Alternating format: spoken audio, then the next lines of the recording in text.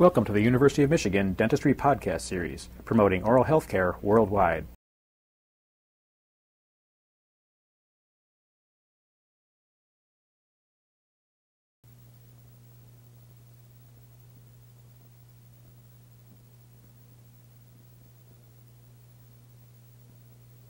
This presentation will demonstrate the laboratory procedures for finishing the processed removable partial denture. There are 6 areas that we're concerned with, and the first one is the removal of the flash and the arbitrary reduction of the lingual border. The second is freeing the clasp. Third is establishing the buccal lingual concavities and peripheries. Fourth is relieving the internal surface defects. And fifth, polishing of the denture base. During these procedures, it's important to protect your eyes because the small particles of acrylic can get into your eyes and create some problems. So first thing we'll do is put on our safety glasses and we'll go to our partial denture. This partial denture has been relined, and if it had been one that you were using for your techniques course or in the clinic, you would have already done your split cast remount and adjusted the occlusion, and then taken the model down and had the framework and the bases blasted from the model. What we'll see here is a denture that has been preliminarily adjusted, and there's just the residual line of flash in this area right here, which I'll mark with the pencil. The first portion of our adjustment will be removing that flash and also adjusting the arbitrary lingual border, which will follow the curvature of the, in this particular case, the lingual bar or the lingual plate. So we'll be adjusting the partial along this line in the anterior area, and in the posterior area we'll use the myohyoid ridge as our guide. And it takes careful attention to these areas to discern where the myohyoid, in this particular partial, it is in this area right here. The reason we're reducing this is that'll be in a soft tissue area that may produce trauma if we don't remove it from the movable tissue. Okay, we'll turn on our lathe to slow speed, and we'll place the arbor band starting towards the, or at the area of the lingual bar, and moving to the distal aspect so that we make the lingual border flush with the lingual bar. You want to be careful that you don't score this lingual bar. And as we get the area adequately reduced, and we travel to the distal area and reduce that area up to the myohyoid line, which we've marked.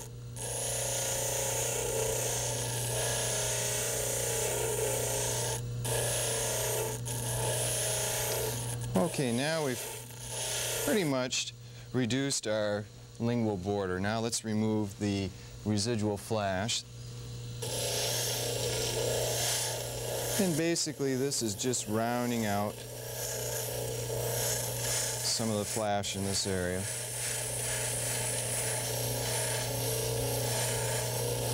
Okay, we've got our initial reduction. Okay, now we can compare the initially finished side with the unreduced side. And if you notice the form along this area, a nice smooth flowing curve. And you can see on the other, the unfinished side, we have our, still has the residual flash, and we are still need some adjustment as far as providing the contour with the lingual bar. Okay, the next step is freeing the clasp from the acrylic. And if you'll notice on this particular model that it's engulfing about half of the PGP wire in this clasp. What we use on this to free up the clasp is a sandpaper disc, and we have the varnish portion of the disc contacting the clasp. And we'll start out by just engaging the acrylic and slowly moving it up and down on the clasp and on the acrylic. And we've opened up a contact between the acrylic now and the clasp. Next thing is just to kind of arbitrarily contour this particular area. And with that simple procedure now, you can see that we have the class free of the acrylic. And here you can see the area it's have the acrylic removed now. Our next step is the reduction of, or the establishment of the buccal lingual concavities in the peripheries. And for this, we will change our burrs to the fast cut stones or burrs. And I think you'll find that the pear-shaped burr will work best for you. Basically, we will start out on the buccal aspect, and the reason why we want a concavity is that we're going to utilize the musculatures of the cheek to help give us a little retention. On the lingual aspect, the tongue will also help give us a little retention. So the first thing we do is we thin out and round the periphery.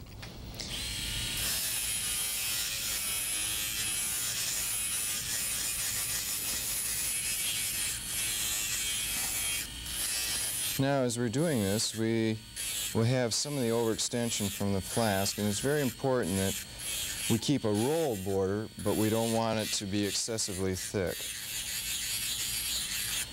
So as we're reducing and rolling and thinning out this border, we'll also keep in mind that we'll be smoothing out and placing a concavity on the buccal surface above the peripheral roll.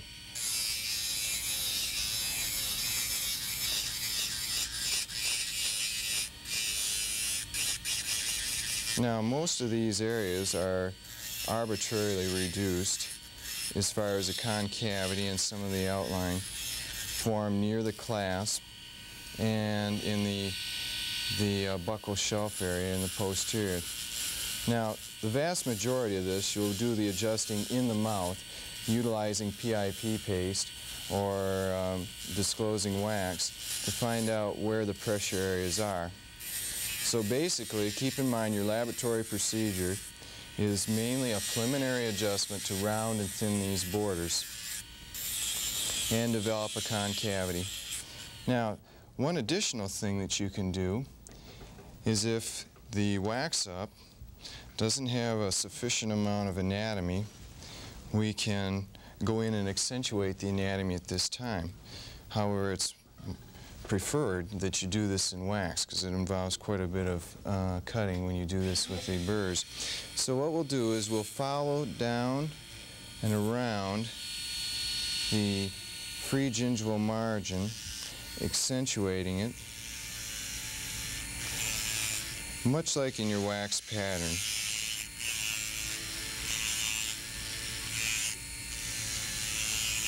Now, as you reduce this area, you want to try to reduce it as smoothly as possible because this will create quite a problem in your finishing step.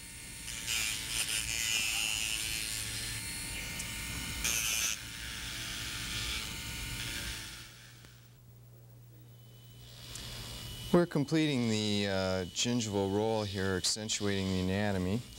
And as you can see, we've changed burrs to the small pear-shaped burr. And this will make it much easier for you to form a nice, smooth, flowing, rolling border here. And it'll make it much easier for polishing. Okay, let's compare the unfinished and the finished side. As you can see here, we have the gingival anatomy, a concavity, and a roll border. And I'll move it around so that you can get a better view of this. Okay, and we'll compare the other side. As you can see, we're still pretty thick on the buccal periphery here. We've got a relatively sharp edge along this area. And notice the gingival anatomy, it's very flat. So when you have a base like this, there are things that you can do to accentuate the anatomies and the anatomy. Okay, now our next step is relieving the internal surface. And what we're looking for are defects such as bubbles. And on this one we have some that will be very nicely demonstrated. In the ridge area, right in this area, there's 2 bubbles. Now these bubbles will create trauma and sore spots to the patient. So we have to relieve these. And we also want to look for ridges or thin flashes that would be going into cracks or crevices of the tissue. So there'll be some of these that we'll also remove, and any gross undercuts we'll remove. So in this particular base, let's go over to the side that we have been working on. This is much narrower, and you'll find that sometimes you'll have difficulty getting burrs in. So we'll use a carbide type burr. So we're going to reduce this area right in here. It's relatively sharp and has a little bit of an undercut or a flash. In this area right here, there's a bubble. And let's see if we can see anything else. In this area we have a sharp line, so we'll relieve that a little bit.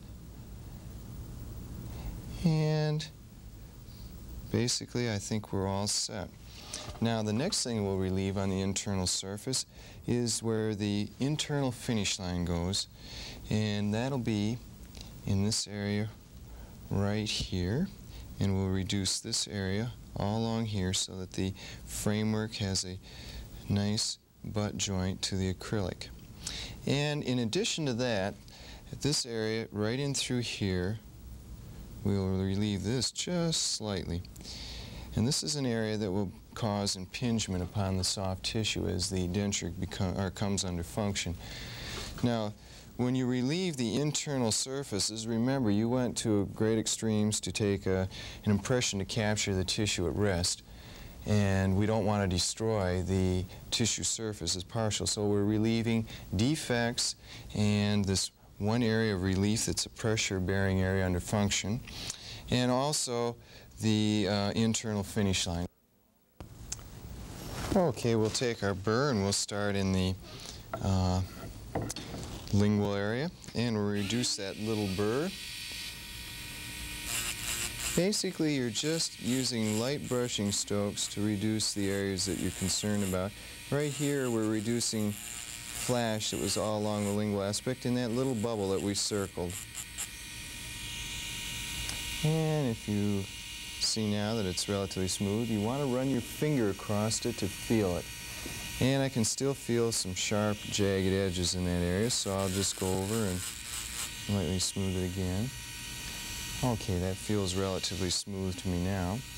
Now let's go up and we will take care of the internal finish line and relieve the area that's the pressure-bearing area.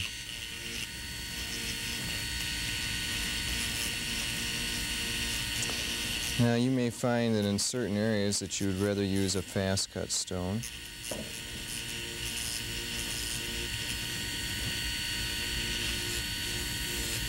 Okay, now we're just about in this particular partial. We do not have a very extensive internal finishing line. And the important thing is to get a nice butt joint that's smooth. Now later on when you try this in the patient's mouth, you will relieve this area a little more. And it'll be relieved when you're simulating function. Okay, let's take a look at the model on this side. And now you can see that we've pretty much reduced the areas of concern. On this side we have a real sharp ridge that I'll demonstrate with the burr right through here. Now that would probably cause a lot of soreness for the patient under function. So on this side we reduce that in the couple bubbles. Okay, we'll complete the finishing of the internal surface by reducing any areas that are obvious undercuts, such as this particular ridge that we marked previously, and it's producing an undercut. So let's go in and reduce that.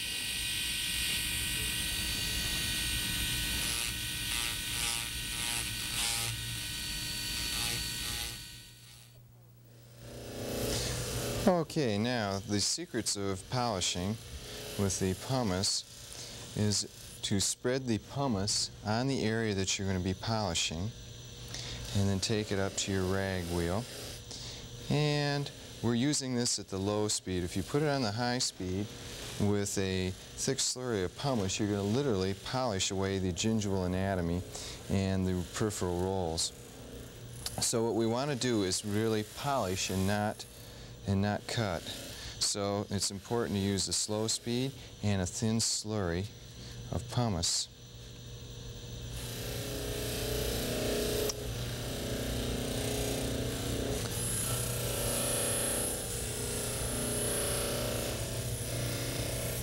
Now, one other thing that's important is you want to protect the clasp. So place your thumb over it and always direct the tip of the clasp away from the rotating rag wheel. And then bring it around and you can polish the periphery, both from the buccal and the lingual aspect.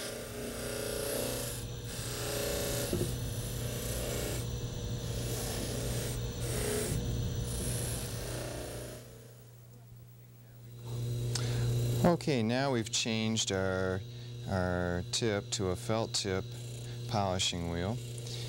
And what we're doing is using the very tip, following along the gingival anatomy, or where the gingival roll would be, and just gently pressing it into those areas to polish out the fine scratches from the fast cut and the carborundum burrs, or carbide burrs.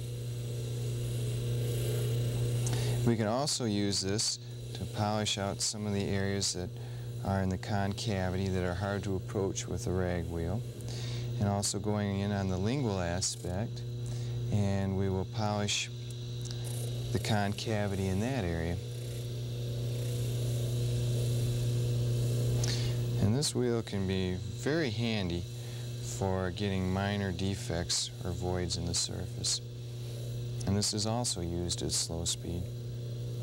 Remember, if you use high speed, you're going to be cutting and can be used for rounding off peripheries. However, you should have a little experience before you overzealously polish at high speed.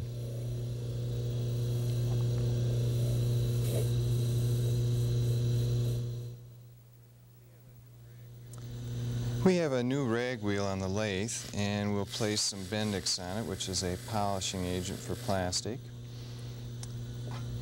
And we'll take and make sure once again that you protect the clasp with your thumb so that it doesn't engage. And if you get it caught, it'll just really tear it right out of your hands, and it'll destroy the clasp unit. So protecting the clasp unit and taking the wheel and just polishing gently on this. Once again, we're on a slow speed. Now this will produce a high luster finish on the plastic. And we'll turn the model over so that we can get right down into the grooves in the gingival anatomy.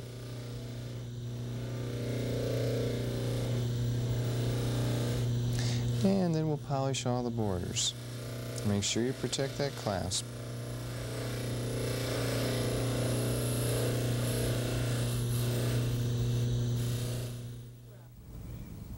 The 3 polishing sequences complete the polishing. During the polishing, we polished all the adjusted areas, and we were being very careful to protect the clasp. Now let's take a look at the 5 criterion that we set up when we started. The first thing was we removed all the flash, and we'll be able to see the unfinished side and the finished side.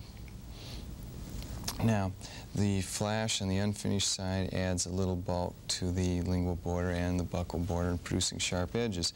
What we have done is we've rounded these borders, and now you can see a good comparison between the polished and the unpolished. So we removed the flash, reduced the lingual borders, and the lingual border is important here because you can see that it follows the contour of the lingual bar and has a nice smooth flowing contour, which is at the myohyoid ridge or line. The next thing we've done was free up the clasp so that we're not binding on the clasp or reducing its flexibility. We've established buccal lingual concavities and finished the peripheries. If you look down at the top, you can see that we have a concavity for the tongue to fit in there very nicely, and we have a nice concavity on the buccal aspect for the cheek to lay right in through here. We've also, at this particular time, we accentuated the gingival anatomy in comparison to the other side, which is relatively flat. And then, in the meantime, we relieved all the internal areas to the area of the internal finish line, the ridges that produced sharp edges or gross undercuts, and imperfections such as bubbles and defects and voids. The last procedure was going through the polishing. Now, this particular denture was a reline denture, and you can see if the processing is poor that you're going to get a fusion line between the past acrylic and the new acrylic. Now, while you're doing these procedures, it's very important that you protect your eyes, so you wear safety glasses during this whole procedure, and you also want to protect the framework and the clasp. So you want to be careful when you're in the rag wheel or using these burrs that you don't drop your appliance, so you want to hold it with a firm grasp. And this completes the polishing procedure. You've been listening to a presentation from the University of Michigan School of Dentistry, which is dedicated to supporting open learning and open educational resources. This recording is licensed under the Creative Commons. It may be reused and redistributed for nonprofit use. Please attribute materials to the University of Michigan School of Dentistry and redistribute under this same license. For more information on how this and other University of Michigan School of Dentistry recordings may be used, visit www.dent.umich.edu/license.